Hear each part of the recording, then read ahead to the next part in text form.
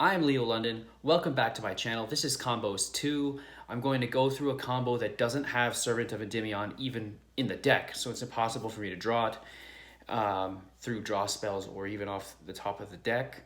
And then I'm going to answer some questions quick about the deck and the combos that came up in the last video. So one of the most popular questions was about Chronograph Sorcerer and Pendulum Call. People were confused about the interaction because a card like Wisdom Eye Magician cannot activate its effect the same turn that you activate Pendulum Call and vice versa. Chronograph Sorcerer is not protected by Pendulum Call, nor is Gate 0, nor any other card you put in the scale, except for Magician specifically. Now that's not Spellcaster Monster, that is Magician in the name. Time Gazer Magician, Wisdom Eye Magician, Harmonizing Magician. If you ever had to put her in the scale, they'd all be protected. And they're protected on your opponent's following turn as well. The next question, what do I do if I don't have Into the Void or Borreload Savage Dragon? That's a tough spot to be in. One option is to take out Into the Void and replace them with your copies of Super Polymerization. And then take the Borreload Savage Dragon and replace it with another Super Poly target. Mud Dragon or the Predaplant. Another option you could do is replace 2 of the Into the Void slots with Mythical Beastmaster Service, and then maybe add Magister of Endymion or Reflection of Endymion and fill the other spaces. And as for the extra deck slot, just move the Abyss Dweller into the main extra deck. Which brings me to my next question. Why is Starving Venom Fusion Dragon in my main extra deck and Super Poly in my side deck? Because I don't want my opponent to know that I am putting Super Poly into my main deck. So if I put in an extra deck sleeved card, they would know that I'm changing my extra deck, and they would greatly assume that I'm siding in Super Polymerization, and I don't want them to have that information. I want to deny them as much information as possible. And when I do side in the Abyss Dweller, often they assume they have to now play around Super Poly, and they just change their strategy. And in a best of 3, little things like that, denying your opponent information and giving them misinformation is vital and can be the difference between a win and a loss. Next question is about LP. All right, so in the last video, in the very last play, I made a mistake. And I do this in practice sometimes. I kind of let slip that you cannot summon Mighty Master of Magic under the effect of Guard Dragon LP. In fact, you can't summon anything that's not a dragon under the effect of Guard Dragon Pitsy or Guard Dragon LP. So do keep that in mind. That's why you have to practice. And practice in scenarios where you get interrupted, and make sure you're practicing as close as you can to tournament environments, and practice against decks that you're actually going to play against. Practicing against your friend's Dark Magician deck, while nostalgic and super fun, my second favorite deck, is not actually going to help you be a better player, because you're never going to see that at a regional, at least not yet. We'll see what happens in January. The next question is, how do you get started on a deck like this? With this bad boy right here. If you just want to buy singles, you can do that too. But if you're going to do either of those things, seal product or singles, please use my affiliate link in the description below. It helps out the channel. It doesn't cost you anything extra. It's just you buy the cards you were going to buy anyway, and I think I get a small kickback. Now we're going to get into a combo where you don't have Servant. What if it's the nuclear option, and for some reason you can't draw Servant and you can't draw Spell Power Mastery no matter how many draw spells you get? So this is a re-edit. This is a re-upload, because the first time I uploaded the video, people thought that the combo I was showing them was gonna play around Nibiru. And while I said that that is the goal, it's not always possible, when the actual goal of the video was just to show you a combo that you could do if you didn't have Servant. Stopping Nibiru is still your priority. You're not always going to be able to do it without Servant, though. So that was the point. This time, I'm going to show one where you can stop Nibiru without Servant, but it is very luck dependent, and you've got an uphill battle regardless if you don't open with one of those two cards. Now, I need to stress again that Servant and Spell Power Mastery have been intentionally taken out of the deck. I cannot draw those cards. That is the point. Not necessarily stopping Nibiru. It's just very important to try your best to do so. Once again, these are combos where Servant and Spell Power Mastery are not in the deck. For some reason, you have the worst luck ever and you weren't able to get either of them.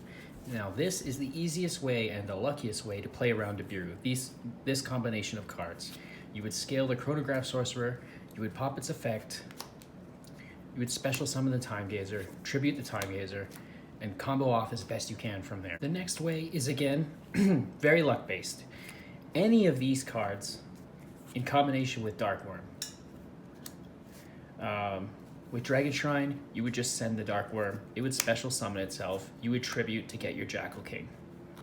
Foolish Burial, same thing. Send the Dark Worm, special summon itself, tribute for the Jackal King. For these ones, you have to have the Jackal King in your hand. You would use the Duelist Alliance, or you would just have the Pen Call, either in your hand or off of the Duelist Alliance, pitch the Dark Worm special summons itself, tribute the Jackal King. Same story with the Dragon Ravine. You pitch another card, preferably the Dark Worm itself, who would special summon itself, you would tribute for the Jackal King. Both of those are extremely luck-based. Unfortunately, there's no real combo that's going to get you through it. It's without the Servant, it really comes down to luck, and if you're able to draw any of the wide variety of draw spells that are in the deck, like the Allure, the Into the Voids, these are all to dig for the Spell Power Mastery or the Servant of Endymion herself.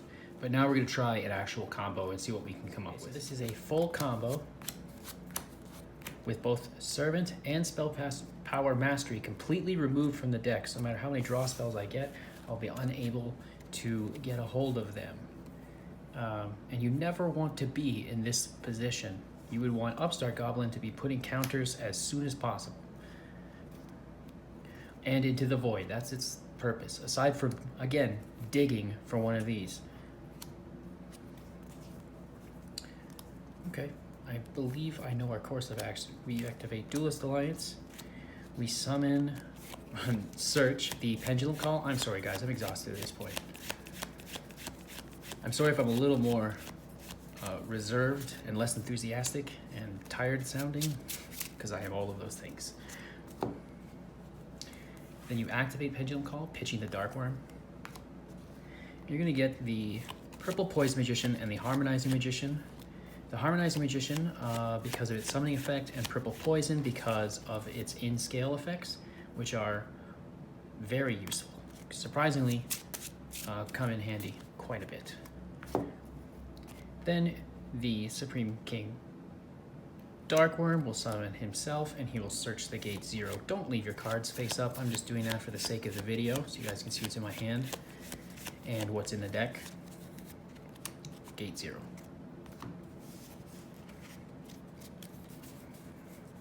From there, I'm just going to tribute summon, get my Jackal King on board, and scale the Purple Poison Magician, put 2 counters on the Jackal King, and we are scot-free of Nibiru. Unless, you know, you happen to get Impermanence and Nibiru, or there's other ways you can be stopped. But at least right now, Nibiru is not one of those ways. And then the Dark Worm here. And then Harmonizing Magician's effect will activate, and we're going to get the Dragon Caller Magician because it is level 7.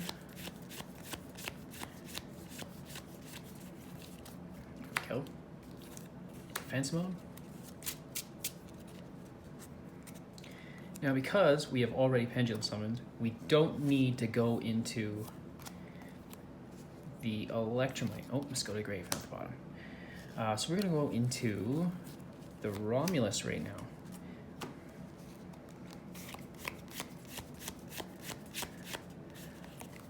And add the Dragon Ravine to our hand, which we will activate and bring us up to 6. And And they will Xyz summon over here into Odd Eyes Absolute Dragon. 1, 2, 3, 4 for Saryuja.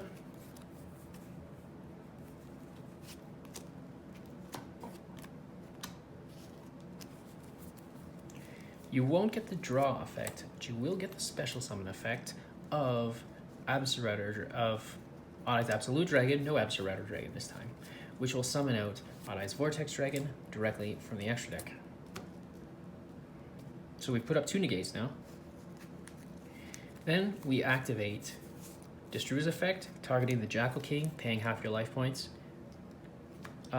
Always side this out game 3. You don't want to lose because you knocked your own life points down. And we link summon that away. This time it goes to the bottom of the deck. For Elpie, we use Elpie's effect.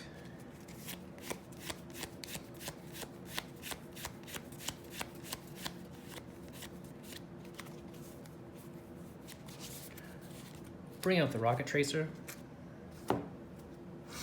Rocket Tracer, or Guard Dragon Elpie and Saryuja Skull Dread. Link summon into Herratic Seal. Rocket Tracer targets the Dragon Ravine.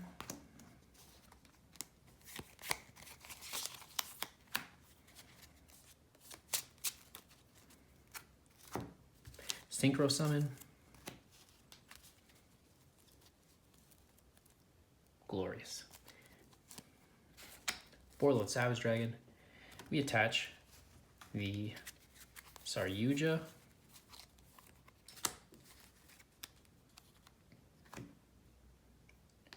And here is your final board.